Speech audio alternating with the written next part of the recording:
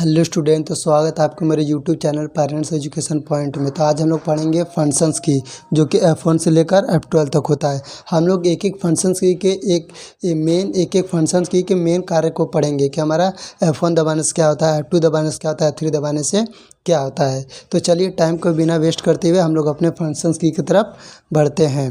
F1 से हमारा होता है हेल्प। F1 से क्या होता है हमारा F1 से क्या होता है हमारा हेल्प का मतलब क्या होता है। हेल्प का मतलब होता है हमारा मदद लेना। फॉर एग्जांपल जैसे कि F1 से का मतलब होता है मदद लेना। जैसे कि फॉर एग्जांपल कि हमारा MS word, excel, power point और पेंट, जिसमें आप लोगों ने देखा होगा कि हमारे जहाँ पे क्लोज का बटन उसी के जस्ट नीचे हमारा क्वेश्चन मार्क बना होता है।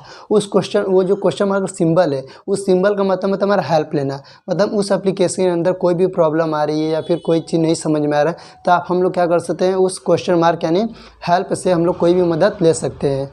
तो जिसका शॉर्टकट होता है हमारा F1। नेक्स्ट फंक्शन की तरफ बढ़ते हैं, जो कि हमारा देखिए F2 का मतलब क्या होता है, रीनेम करना। F2 का मतलब क्या होता है,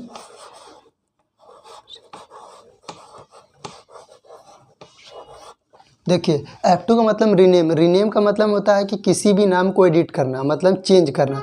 फॉर एग्जांपल जैसे मान लीजिए कोई मेरा फाइल है या फिर डॉक्यूमेंट है, जो कि हमारा मान लीजिए किसी अदर के नेम से सेव है। जैसे मान लीजिए कोई हमारा फाइल है जो कि रमेश के नाम से सेव है। अब हम चाह रहे हैं कि रमेश का नाम हटाकर किसी सुनील का नेम कर दें, तो हम लोग क्या करते हैं, उस फाइल को क्या करते हैं, सिलेक्ट करते हैं। उसके बाद आते हैं F2 से करेंगे तो हमारा जो रमेश नाम वो हाईलाइट हो जाता है, जिससे हम लोग हटाकर हम लोग रमेश की जगह सुनील कर सकते हैं। तो F2 का मतलब था रीनेम, मतलब किसी भी नाम को चेंज करना है। ठीक, नेक्स्ट फंक्शंस की तरफ बढ़ते हैं, जो कि हमारा देखिए F3 से हमारा आता है सर्च इंजन बॉक्स। देखिए इससे क्या होता है, F3 से हमारा सर्च इंजन बॉक्स। इसका मतलब होता है कि हम कोई भी चीज़ को सर्च करके इजीली देख सकते हैं। हमारा ये क्या था, टास्क बार पे काम करता है। मतलब डिस्प्ले पे अगर हम F3 प्रेस करेंगे तो एक हमारा सर्च इंजन बॉक्स खुलता है, जिससे कि हम कोई भी चीज़ को सर्च करके इजीली हम लोग उसके बारे में जानकारी ले सकते हैं। नेक्स्ट देखिए, नेक्स्ट हमारा F4 से हमारा होता है आपका लास्ट एक्शन रिपीट।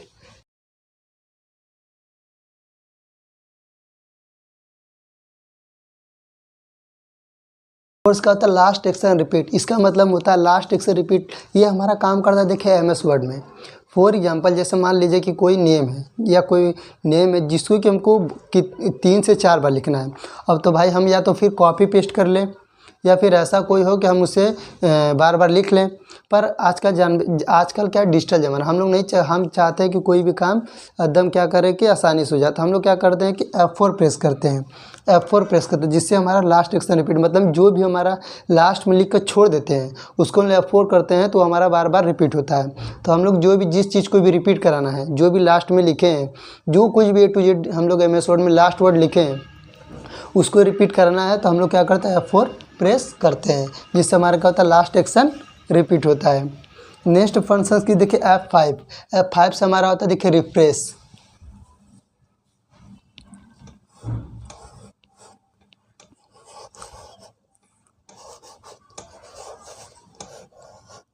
देखिए F5 से क्या होता है हमारा रिफ्रेश का मतलब रिफ्रेश। देखिए हम जानते हैं कि कंप्यूटर जब भी ऑन करते हैं तो सबसे पहले रिफ्रेश का काम करते हैं। रिफ्रेश का एक बोले तो हमारा ये क्या काम करता है, एक एनर्जी या फिर कह सकते हैं सिस्टम को स्मूथ बनाता है। तो जैसे फॉर एग्जांपल उदाहरण के लिए समझ लीजिए, जैसे कि हमको कोई भी काम करने एनर्जी की ज़रूरत होती है, तो उसी तरह हमारा सिस्टम को, कंप्यूटर को काम करने के लिए क्या करते हैं कि एनर्जी की ज़रूरत है, जिससे कि हम लोग दूसरे लैंग्वेज बोलते हैं रिफ्रेश। मतलब हम रिफ्रेश इसलिए करते हैं कि हमारा सिस्टम क्या होता है, थोड़ा स्मूथ चले, उसी को बोलते हैं रिफ्रेश। तो हमारा 5 से क्या होता है, हमारा रिफ्रेश होता है। नेक्स्ट देखिए, नेक्स्ट बढ़ते हैं फंक्शंस की तरफ, जो कि हमारा F6। देखिए F6 से हमारा होता है आपका ऑन टास्क बार।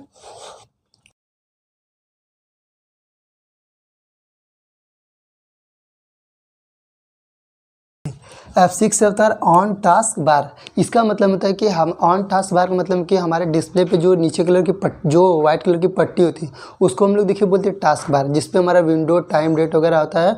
उस वाले जो बार होती है, पट्टी होती है, उसको बोलते हैं देखिए टास्क बार। तो F6 होता है ऑन टास्क बार का मतलब होता है कि हमारे उस टास्क बार पे कुछ देखेंगे आपका एप्लीकेशन जो कि पिन हुआ होता है। अगर मान लीजिए कोई एप्लीकेशन हमारा इंपॉर्टेंट है जो कि हमको उसको ओपन करना है, जो कि टास्क बार पे पिन है या मैंने रखा हुआ है, तो हम लोग क्या करते हैं F6 से जब प्रेस करेंगे तो टास्क बार के जितने भी आइकन्स होते हैं वो हाईलाइट हो जाए, जिससे कि हम लोग इजीली ओपन कर सकते हैं। तो F6 से क्या होता है ऑन टास्क बार होता है। नेक्स्ट फंक्शंस की तरफ बढ़ते हैं। देखिए नेक्स्ट हमारा देखिए F7 से होता है हमारा चेक इंग्लिश एंड ग्रामर।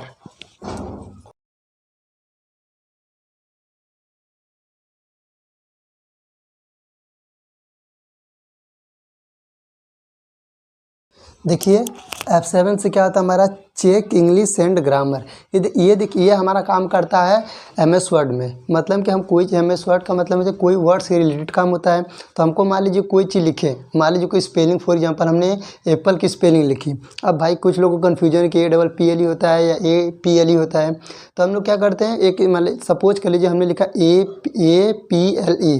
अब हमको कन्फ्यूजन कि डबल P होगा या फिर सिंगल P। तो हम लोग क्या करेंगे, उसको सिलेक्ट करेंगे। सिलेक्ट करने के बाद प्रेस करेंगे F7 प्रेस करेंगे तो हमारा एक डायलॉग बॉक्स खुल जाता है, जिसमें हमारा ढेर सारा उससे रिलेटेड स्पेलिंग शो कर देता है कि आपका ये नहीं, ये होना चाहिए। तो आपको नीचे सजेशन देगा कि APPLE होता है ना कि APLE। तो हम लोग क्या करते हैं, उसे सिलेक्ट कर लेते हैं और देख सकते हैं कि हमारा कौन सा स्पेलिंग सही है और कौन सा। नेक्स्ट फंक्शंस की तरफ बढ़ते हैं, जो कि हमारा देखिए F8 से क्या हमारा होता है, F8 से होता है सिलेक्शन। देखिए F8 से हमारा था सिलेक्शन। ये देखिए सिलेक्शन का होता है हमारा MS वर्ड में। MS वर्ड में क्या होता है हमारा सिलेक्शन होता है। मतलब सपोज कीजिए एक पैराग्राफ है, एक पैराग्राफ में आपको एक वर्ड सेलेक्ट करना है, तो वहाँ पे कर्सर रखेंगे और एक बार F8 प्रेस करेंगे तो एक वर्ड सेलेक्ट हो जाएगा। अगर हमको एक लाइन पूरा सेलेक्ट करना है तो हमको 2 बार F8 प्रेस करना पड़ेगा, 2 बार F8 प्रेस करना पड़ेगा। अगर एक पैराग्राफ हमको सेलेक्ट करना है तो 3 बार F8 प्रेस करेंगे। तो ये हमारा क्या करता है, F8 सिलेक्शन का काम करता है। नेक्स्ट बढ़ते हैं फंक्शंस की तरफ, जो कि हमारा है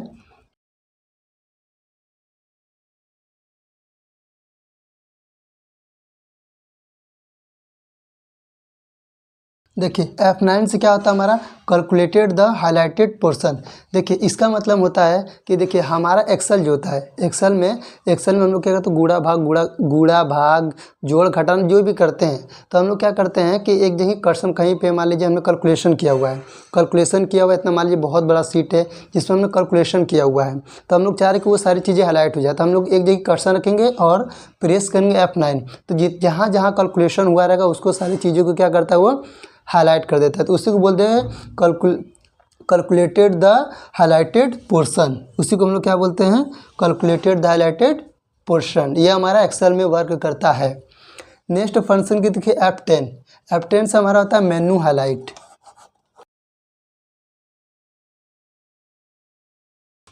देखिए F10 से क्या होता है हमारा, देखिए मेनू हाईलाइट। मेनू देखिए हम लोग जानते हैं कि हमारा जैसे MS word, paint, excel, power point में क्या होता है, मेनू होता है, मेनू बार होता है, जिसमें आपका होम, इंसर्ट, पेज लेआउट, इन व्यू, उसके बाद जो कि जितने भी सारे मेन्यू होंगे अलग अलग एप्लीकेशन में अलग अलग मेन्यू होते हैं। जैसे पेंट में आपका होम हो गया, इंसर्ट हो गया, उसके बाद ये सब क्या हमारा मेन्यू है। तो मेन्यू का हाईलाइट करने का मतलब जब हम लोग F8 प्रेस करते हैं तो उस मेन्यू के ऊपर उसका शॉर्टकट क्रिएट हो जाता है।